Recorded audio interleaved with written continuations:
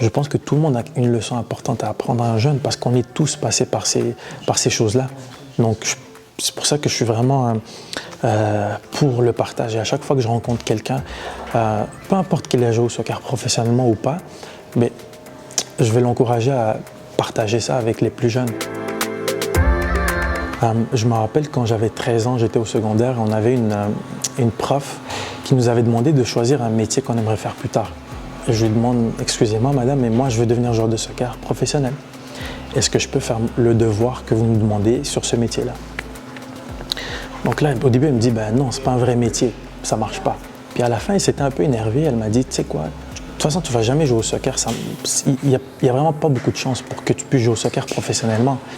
Juste continuer à avancer malgré les obstacles, malgré les commentaires, c'est un peu ça qui me rend fier de mon parcours dans le soccer. À l'époque, l'Impact ne faisait pas vraiment jouer des jeunes joueurs comme titulaires.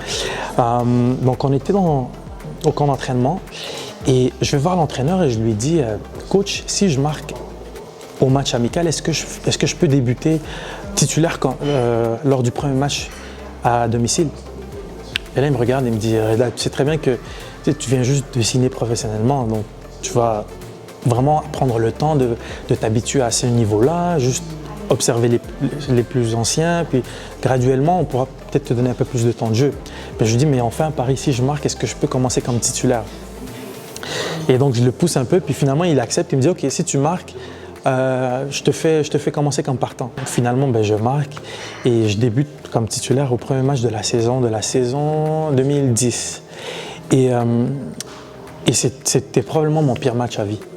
Parce que peut-être 10 ans avant ce match-là, à chaque soir, j'ai rêvé de moi en train de jouer dans un stade. Et là que je me retrouve dans la réalité, dans ce stade-là, je n'arrivais pas à faire la différence si c'était vraiment ça ou c'était un rêve. Et je faisais n'importe quoi. Mais après, éventuellement, je me suis habitué à ça. Mais ouais, ça a été un moment qui était assez drôle. Mais c'était quand même un bon moment. C'était tellement spécial comme moment parce que c'est mon joueur préféré. Donc, de se retrouver sur un terrain avec lui, ça a été irréel comme feeling. Et ce qui est encore plus spécial, c'est que en sortant du match, j'étais en train de marcher pour rentrer dans le vestiaire. Il était juste derrière moi, il vient me parler pour me dire « Ah, félicitations pour le match, tu es vraiment un bon joueur ». Une des choses dont je me suis rendu compte quand j'ai arrêté de jouer au soccer, c'est que ma confiance en moi elle a été bâtie autour de mes capacités à jouer au soccer. Donc j'ai dû réapprendre à avoir confiance en moi, mais pas sur mes qualités de joueur de soccer, mais sur mes qualités humaines et sur ma personne. Et ça a été difficile à faire.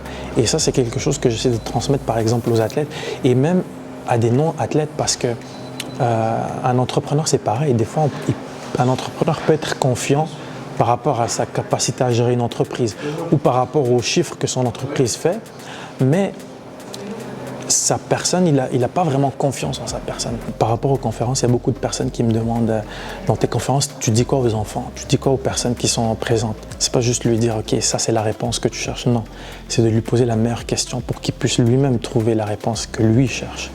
Parce que on a tous des parcours différents. Et donc, ça sera juste de continuer à trouver les meilleures réponses pour pouvoir sortir le meilleur de ces jeunes-là.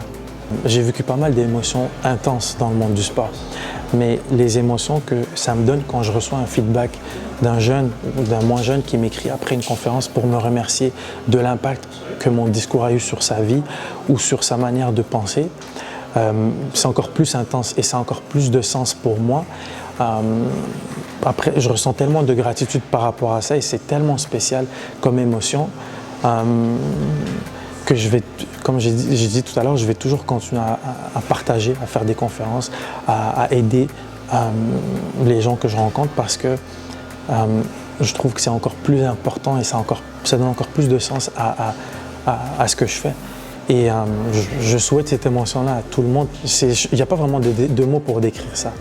Il faut le vivre comme être dans un stade avec 65 000 personnes qui crient. Ça aussi, c'est difficile à décrire, il faut le vivre. Et ce genre d'émotion-là aussi, c'est indescriptible tout simplement.